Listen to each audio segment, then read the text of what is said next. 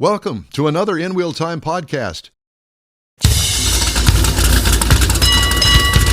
From the Sugar Shack Studios in Houston, Texas, USA, it is the InWheelTime Car Talk Show. Just ahead, our brother from US News has the skinny on the all-new VW ID Buzz. Jeff has the cruise in and events calendars. I hope if I don't choke myself to death. All right. And I'll bring you stories making automotive news headlines this week. Howdy. Along with Mike out of this world, Mars, we need more Jeff Zekin. Chief Engineer David Ainsley. I'm Don Armstrong, about to choke to death over here. All right. So we've decided, another executive decision. While we were in break. In the break, that we're going to, because we don't want to bother John and, you know, he's a busy man. ruin He's got his stuff life. to do. Yeah, we're going to do the U.S. News VW ID Buzz review. Probably got to shovel snow when we're done with this. Yeah, probably so. John, is it snowing up there? It is not. It's just raining a whole lot. Is Uh-oh. it? Well, welcome to Houston, Texas, and I see that you're going to take us to San Francisco, California. I was in San Francisco a couple months ago now, driving this car. I believe that the last time we talked to you, you teased us with the fact that you were there, couldn't write about it, none of that. We've been down that road before. Yep. But as soon as we can do it, we'll do the review. Great. I'm glad because we want to know about the VW ID Buzz, which I think amongst us older journalists, we were all really kind of excited because it was going to bring back the old VW buzz, if you will. Hippies. Yeah. The hippie buzz. The new one is definitely a different animal than the original. It's all electric, 3-row minivan. Oh. Sliding side doors, everything like a Honda Odyssey except for an electric powertrain. Well, I was going to say the Dodge Caravan. Yeah, the doors on both sides slide? Yep. Okay. Nice. Yeah. So 3-row, that's like any large SUV then. Yeah. Or is minivan. Is it more SUV like than it is minivan? No, it's definitely a minivan. It is, okay. All right. And I assume that the battery packs are underneath the floor?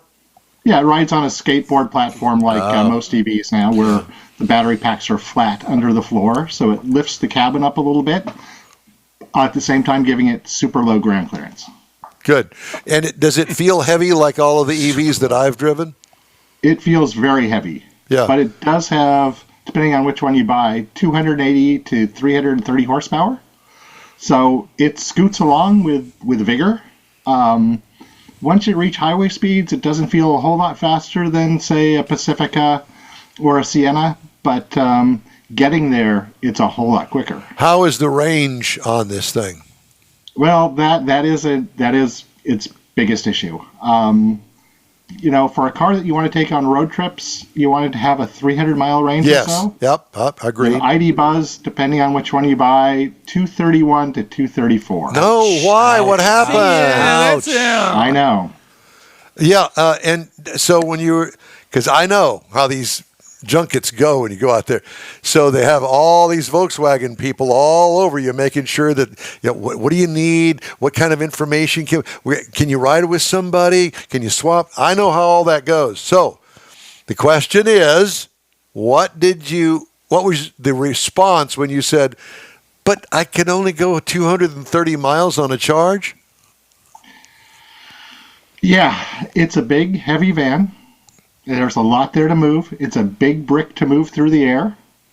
And there's only so much room in the platform to accommodate batteries. Maybe in the future we'll see a longer range version with a different kind of battery pack.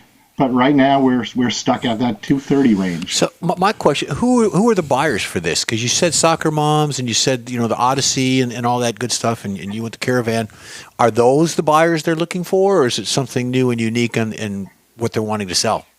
So I think there are a couple buyers. There's, the nostalgic folks who remember the original Volkswagen Bus, who have enough money that this becomes an SUV alternative.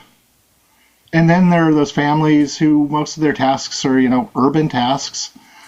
They can afford the price tag, and it's, the soccer mom car or the soccer dad car. So it's going to be kind of like, the way I look at it anyway, is the Tesla Cybertruck. Nobody that really wants a real truck would buy that thing. I disagree. I kind of disagree with you. I do that too. Yeah. I think that this serves the minivan buyer market really, really well. This will. This one does. Yeah. Yeah.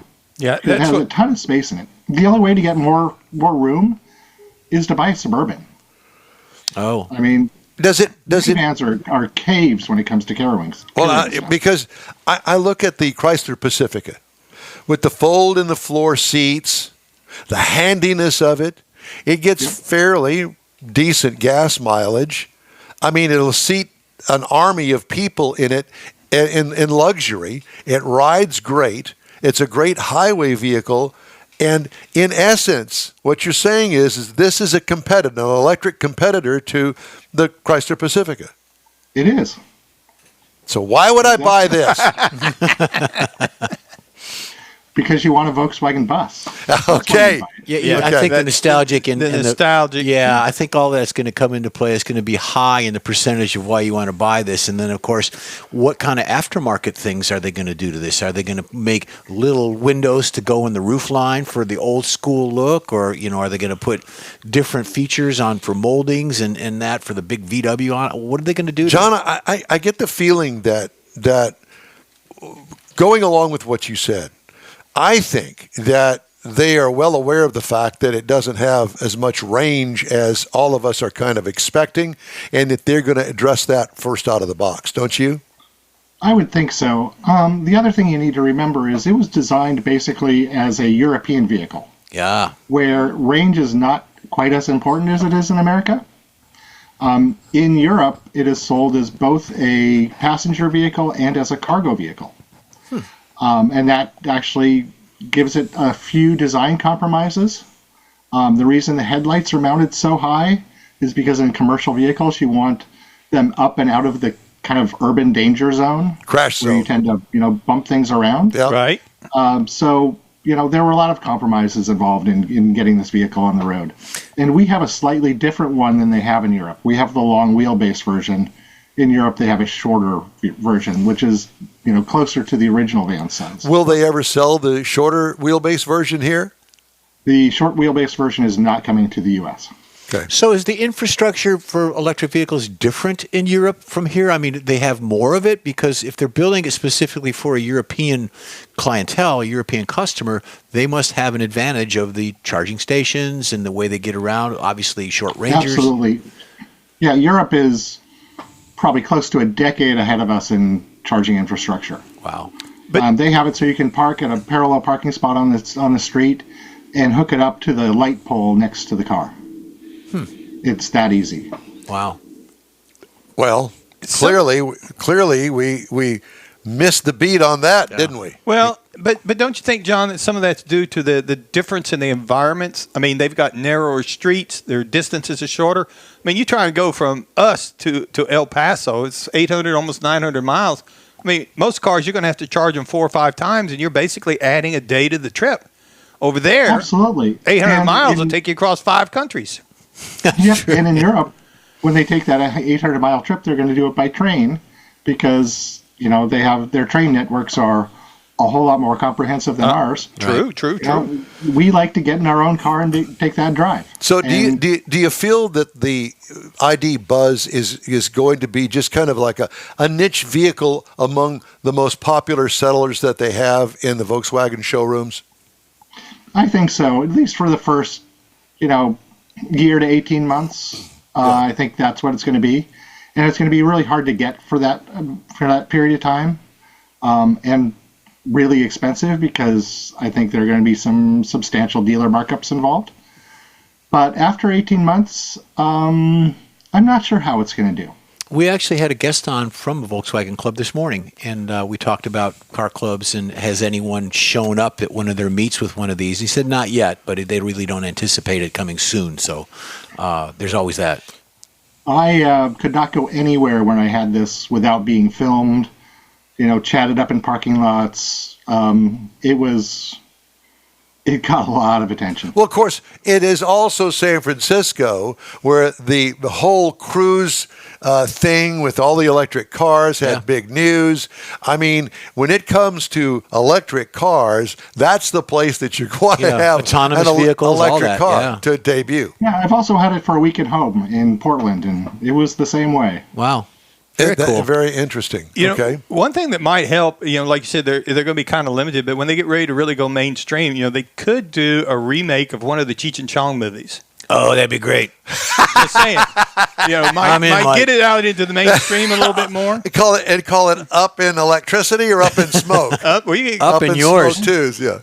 Snoop Dogg is having a moment. So. There you go. We call it Snoop Dogg Mars is what we call it. That's right. All right, so is it for sale? Can you order it? Can you go to the dealership and get it? It is going on sale and arriving in dealers any day now. Okay. So I want to test drive one sometime. So there's a backlog. Are they made in Europe? Are they made in Germany? Where are they made?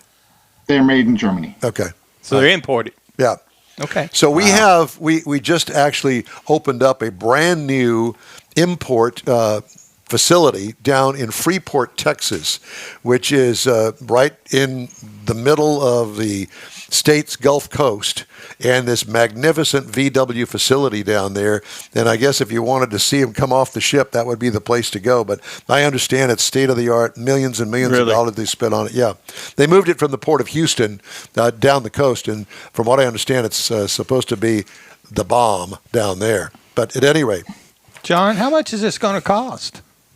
So it starts at $60,000, but the one you want is $67,000. Okay. Great. The bells and one whistles. you want is the all-wheel drive. Two motors. Yeah. Well, John, so where can we get your review on U.S. News? So head over to usnews.com, and you can see a couple stories. You can see our first drive review, and then we have a story out that just talks about the 10 coolest features of this car. Cool. Do you want to do those now, or you want to save it for a later date? We can do those now. We can come back. Well, let's do them now. Let's do from 10 to 1. Okay. Let me bring them up so I can make sure that I Not that we're putting you on the spot or anything. You put him on the Don Armstrong spot that can't remember anything. So while you're looking at that, is that the actual one you drove behind you? That is one of the ones I drove. Okay. Yeah. Because I know they make different color combinations of them. Yep. They have the Skittles palette. Bright colors. Yeah. The only one I'm not a fan of is they have a red with a silver two-tone that just doesn't look right. Not your cup of tea, huh? Yeah. Okay. Anytime you're ready. Okay. So number one, it will get you noticed. If you're a wallflower, this is not the car you want. Gotcha. That I think sense. that would make sense totally. It will even get you noticed at night because it has a really interesting lighting signature up front. That big Volkswagen logo that's like 10 inches in diameter lights up. You can't get away from it. Interesting. And you can't turn it off, I assume. Nope. Unplug it, I guess. Nope. Anyway, okay, number 3. You can turn anything off with enough effort. Right. Yeah. It's electric. No trips to the gas pump. Okay. Save you a lot of money over the life of the car in gas. Okay. Especially if you're doing home charging. It's more hair than tortoise. Remember the old bus? If you wanted to time it from 0 to 60, you had to get out a calendar. Yeah. I remember that. Yeah. Yes. That's a good one there. Yeah. So this van is quick. It's Torquey. It goes. Very good. The retro is done well. It's really hard to do retro. Yes. Ford found that out when they brought out a new Thunderbird several years ago, and it just flopped. Yeah. Because they didn't put a decent engine in it. Chevy came out with the SSR, this retro pickup that, cult classic, but nobody really wanted it. Yeah. The HHR is another one. It just didn't work. Exactly. Ton of room inside. Just, it's a minivan. There's no way to beat a minivan without a full-size truck-based SUV when it comes to cargo room. I agree. Yep. Yep. And it's really easy to configure. You know, you just flop the seats down, and you have space. For passengers, it's also the floor is low, the cabin is really airy. It feels like you have a lot of space. It's really well done.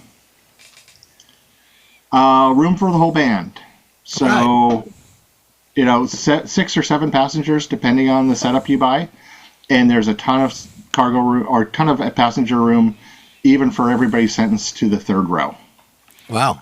Easy access and to get into the third? Super easy access to get to the third row. The second row slides forward. Easy to get back there. I can fit back there. I was on the event with somebody who's 6'9", and he was sitting back there. Took a little bit more of a shoehorn to get him back there, but he got he was there. comfortable once he got there. Yeah. Yeah. He's still in it. Hadn't got him out yet. USB ports. This sounds silly to talk about USB ports, but they are USB ports are some of the most valuable real estate in a family truckster because everybody has a device to charge. They are everywhere in this van. If you have more devices than the van has ports, that's your problem, not the van. Yeah. Yeah. Cool interiors. I mean, they're not traditional interiors. Yes, there are some plastics. Back to fair number of plastics, but you know, it's light, it's bright. If you want that interior, you can get a dark interior that has, you know, dark woods, really rich colored leather seats or faux leather seats. You cannot get leather in this van. Even at that price, which I think is a little bit of a miss. Yeah. You're kind of blowing my idea of the Cheech and Chong movie here with all this nice stuff. Yeah. It'd be hard to get that smell out of this interior. All righty then. Yeah. So, loaded with tech, digital instrument panel, big infotainment system, and a ton of safety. You know, in the old minivan, you were sitting in front, or in the old Volkswagen bus, you were sitting in front of the wheels, and if you rear-ended somebody, you were the crumple zone. Yeah. Exactly. Yeah. The new one is much safer, meets or exceeds all the government and IIHS benchmarks, airbags, automatic emergency braking, semi-automated driving. And the systems worked really well without being too intrusive, which is a little uncommon. They do it better than a lot of other manufacturers. Well, it's something that everybody needs to look into, in my opinion. Now, Yeah. Whether you like it or not, I mean, just go check it out. I want to go check it out. Yeah. Well, John, we're out of time, and we certainly appreciate your time today on the InWheelTime show. And it's always great to talk to you and get all the latest from usnews.com. Thank you. Thank you for the opportunity. Thank you. Thank you, We'll John. look forward Merry to talking Christmas, to you. buddy. Yeah, Merry Christmas, and Merry Christmas. Look for you at the front end of the year. All right. Let's see. If you'd like to download the app, do it to your phone. You have access to InWheelTime Car Talk 24/7. Just look for InWheelTime Car Talk in the App Store. And check us out on the Odyssey Radio app. More of the InWheelTime Car Talk show right after this quick break. The Tex-Mex dining experience is defined by Lupi Tortilla, your destination for Texas's best beef fajitas and frozen margaritas. Since 1983, Lupi Tortilla has served authentic and time-tested recipes made with the freshest ingredients. Atmosphere is part of the award-winning experience at Lupi Tortilla, all developed in a little house near Highway 6 and I-10 in West Houston. Visit any of the Lupi Tortillas and you'll see the same attention to detail in each and every location. Start your Lupi experience with queso flammeado and guacamole, along with a classic frozen margarita.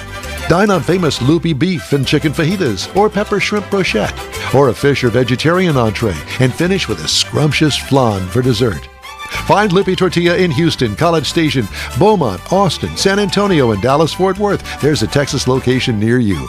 The recipes are authentic and time-tested. The ingredients always fresh. Lupi Tortilla, he's pretty good. The rescheduled Gulf Coast Auto Shield Car Social is happening Saturday, January 11th, and you're invited.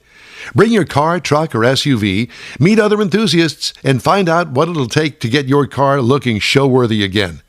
Gulf Coast Auto Shield is your one-stop shop for paint detailing, coatings, window tint, clear bras, camera installs, and wheel repair. The Car Social is your opportunity to get a tour of this state-of-the-art facility located at 11275 South Sam Houston Parkway, just south of the Southwest Freeway. Join the Car Social Saturday, January 11th, 9 to noon. Talk to other owners and see how good your car can look on the upcoming Hot Rod Tour of Texas.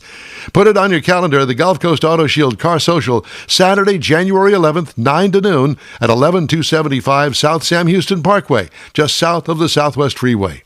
The InWheelTime Car Talk Show will be there too. We hope to see you then. Hey, today's InWheelTime Car Talk Show is sponsored by Lupi Tortilla Tex-Mex, Gulf Coast Auto Shield, and Pro-Am Auto Accessories. Be sure and support them through your ride. Time now for the Cruise In and Events calendars, Yes, Jeffrey. sir. Coming up the week after Christmas, of course, there's a lot of stuff going on now with Toys for Tots and charities and events and things like that. So December 27th at 6:30 p.m. to 11 p.m., you got the Valley Ranch Cruise In at Valley Ranch in New Caney, Texas.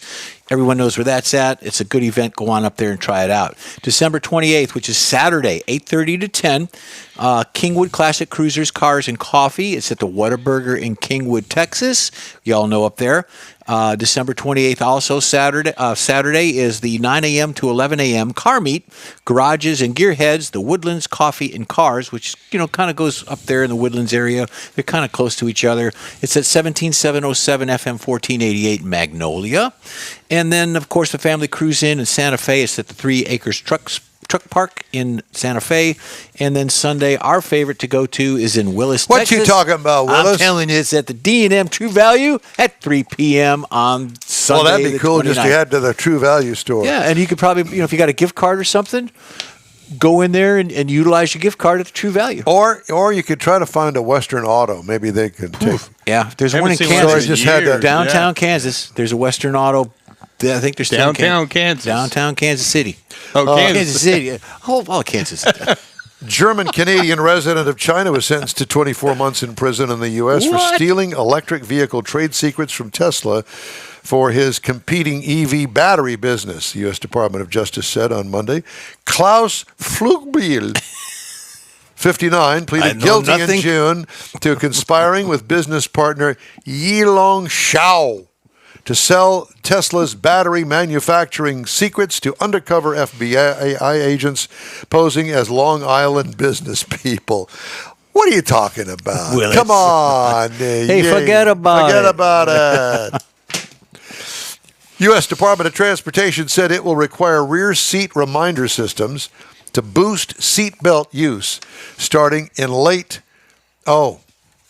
Did we miss that? We did. Again. Oh no, we didn't. Go for it. Yeah.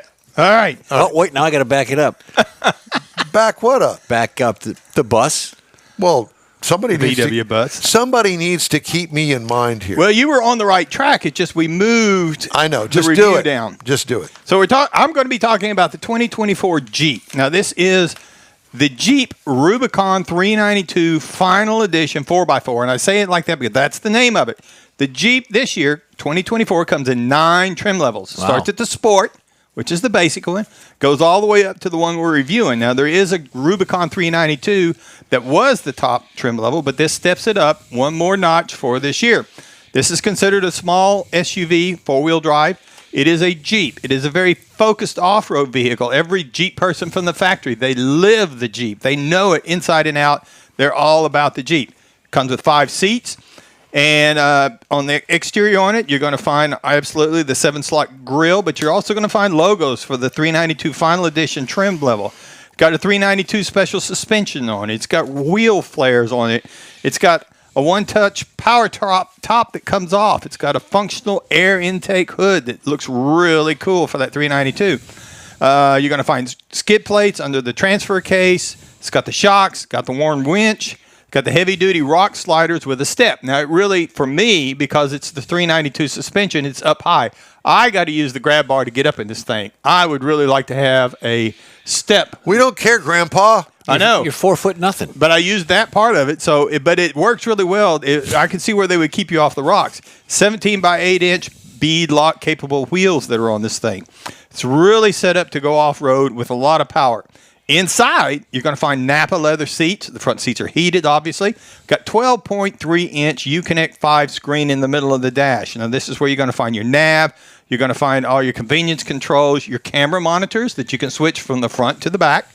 The driver has a 7-inch driver screen that's configurable so that you can get what you want as far as what the car is doing and how it's doing. Android Auto, Apple CarPlay, USBs, window controls, they're all in that center console. You got to kind of look for them because they're not on the door because the doors are removable. Take the doors off, take the top off. Now, the tailgate swings open, obviously, but it has, I think somebody went through the entire Mopar accessory catalog because this has got the fold-down table that comes on it with the cup holders. It's got a compressor built into it. It's got the Jeep Toolbox kit. I mean, it's just got lots of things built into this car for the 392 edition.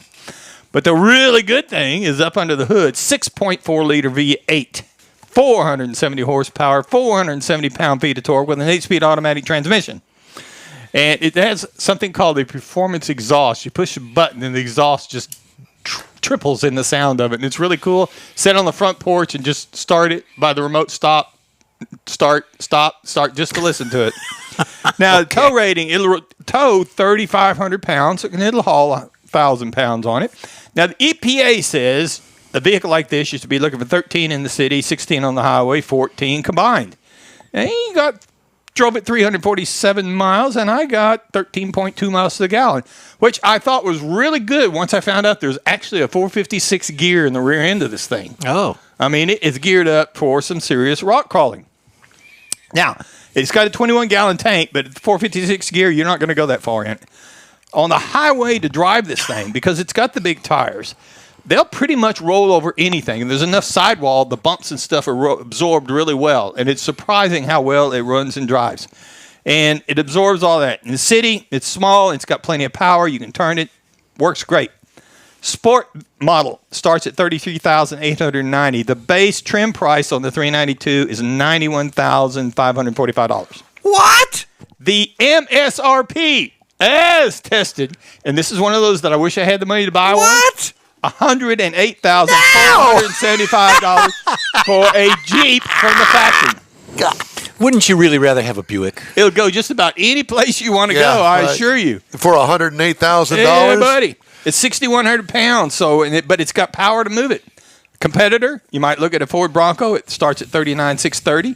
The Toyota 4Runner is at $40,705. But really and truly, there's nothing that compares with a Jeep and the capabilities of it, unless you're getting into the $200,000 range. Oh, my God. I loved it. I loved it. I'm sure you did. I guess I would, too. All right. We're going to wrap up today's InWheelTime Car Talk Show right after this quick break. The holidays are upon us, and Pro-Am Auto Accessories is your local one-stop for the auto enthusiast on your gift list. Pro-Am Auto has been serving Houston since 1984, providing world-class products for sports cars, European sedans, and American muscle. Pro-Am was one of the very first distributors in the U.S. for brands such as Recaro, Redline, Momo, Corbeau, and Simpson. Located in the heart of Houston's premier shopping corridor, the Galleria area, Pro-Am's walk-in storefront includes an 8,000-square-foot warehouse and showroom with installation and service bays. Pro-Am reaches a worldwide audience through ProAmAuto.com, taking its local reputation to the rest of the world. Holiday gift-giving is alive and well at Pro-Am Auto. If you don't see what you're looking for on the website, call and Pro-Am will lend you a hand. Pro-Am Auto, 6125 Richmond at Green Ridge in Houston's Galleria area. Call them at 713-781-7755. From the open roads to the open waters, your adventure starts at the Houston Automotive Show at NRG Center. One ticket, two shows. Check out top cars, trucks, sport boats, fishing boats, and more. New designs, new technology, and everything in between. Spectacular experiences, amazing fun. There's something for everyone. Get your friends, get your family, and get your tickets now. The Houston Automotive Show, making waves and fueling adventures. And by the way, that auto show is January 29th through February 2nd. check them out online. We'll see you there. Well, that's all for this week's InWheelTime Car Talk Show. Be sure and check us out online at InWheelTime.com. Christmas cards and AA membership information. That's AA, Alcoholics Anonymous information. Can be sent to Don at InWheelTime.com. We like car pics, so send us some of your car with a description and any info you'd like to include. We'll feature it on a future show. And when you're looking for award-winning car talk, you can find the InWheelTime Car Talk Show 24/7 on the InWheelTime app. Download it today if you haven't already. Grab a podcast anytime from your favorite podcast provider and look for us on the Odyssey radio app. You can also find us on Facebook, YouTube, and InWheelTime.com. The InWheelTime video technical director is we always need more jazzy Jeff Zekin. Merry Christmas. For booking agents, video editor, and people finder, Mike Out of This World Mars. And let's not leave out our chief engineer, David Ainsley. I'm Don Armstrong. Hey, we hope you'll join us next week for our live show, coming to you from the confines of the Sugar Shack Studios in Texas, USA. Yep. It'll be our New Year's show, and we hope you'll join us on all of the InWheelTime Car Talk outlets. Be safe out there. No drinking and driving.